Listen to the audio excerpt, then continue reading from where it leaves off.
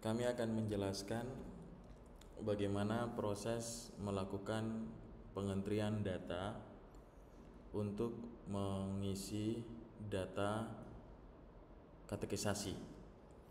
Yang pertama-tama kita masuk klik data anggota keluarga. Kemudian di sini ada laporan katekisasi, diklik. Nah, di sini sudah terisi semua untuk jemaat yang dijadikan sebagai sampel tutorial. Kita lihat di sini sudah terisi nama. Jadi nanti yang di bagian ini akan di entry nama yang sementara katekisasi. Nah, tanggal rencana CD-nya itu 24 Maret 2024. Nah, nanti di sini kita langsung masuk di bagian kanan, daftarkan jemaat, kita klik. Nah, di sini kita langsung mengetik nama siswa katekisasi, misalnya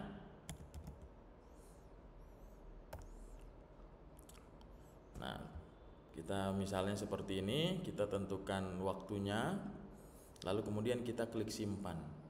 Nah, kalau misalnya pada saat klik simpan, kemudian datanya sudah muncul seperti ini, ada kemudian kekeliruan tanggal atau waktu.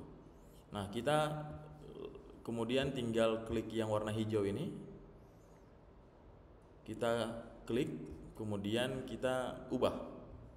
Kita melakukan perubahan waktu di sini. Nah, dengan mengklik seperti ini, pilih tahun, kemudian bulan, dan kemudian tanggalnya, seperti itu. Nah, kalau sudah, kemudian kita klik simpan. Sesederhana itu saja untuk melakukan proses pengentrian data siswa katekisasi.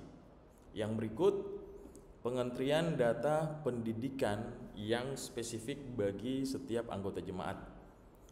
Yang pertama, ketika kita masuk ke kolom dashboard seperti ini, kita masuk ke data anggota keluarga, kita masuk ke anggota keluarga, kita pilih keseluruhan.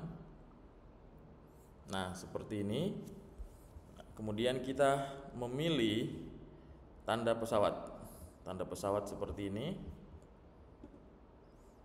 Nah, di bagian atas ini ada kolom pendidikan.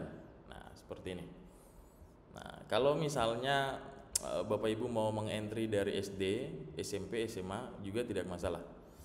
Nah, jadi misalnya Bapak dan Ibu mau langsung mulai dari D3 atau S1, itu boleh saja. Nanti Bapak dan Ibu masuk di tambahkan data. Kemudian di sini nanti Bapak dan Ibu masukkan jenjangnya. Misalnya S1, dia sekolah di kampus mana? Misalnya Trisakti. Nah, di sana dia di jurusan apa? Misalnya kedokteran. Nah, kemudian klik simpan. Nah, nanti datanya akan muncul seperti ini.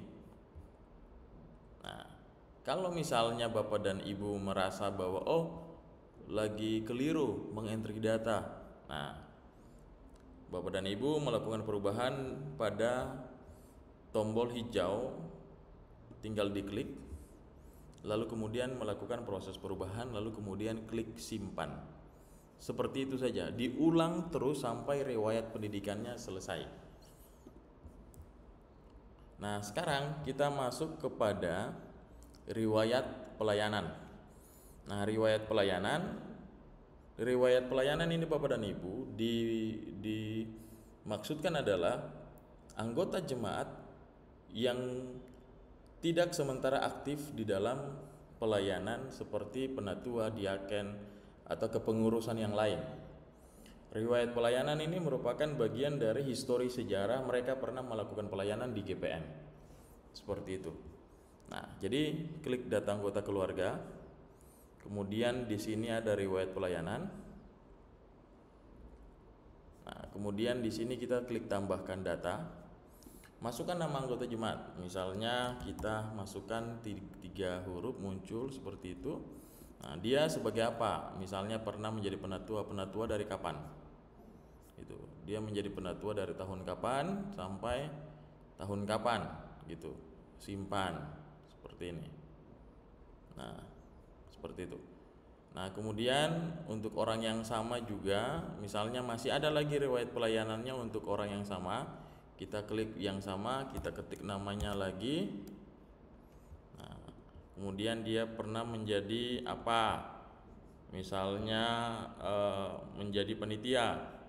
Nah, kita tentukan waktu dari kapan sampai kapan. Nah, masih ada lagi seperti itu sampai riwayat pelayanannya selesai. Nanti pada saat kita mau melihat riwayat pelayanannya, kita klik di sini. Nah, akan muncul seperti ini, Bapak dan Ibu. Itu untuk riwayat pelayanan sederhana seperti itu saja. Jadi Bapak dan Ibu, semua tim operator, tim data, tim IT di jemaat yang punya kewenangan untuk melakukan proses pengantrian data dan pemutahiran data di aplikasi MSIP GPM. Hari ini tutorial ini mau memberikan petunjuk bagi kita untuk bagaimana memasukkan data katekisasi, pendidikan, dan riwayat pelayanan. Tuhan memberkati.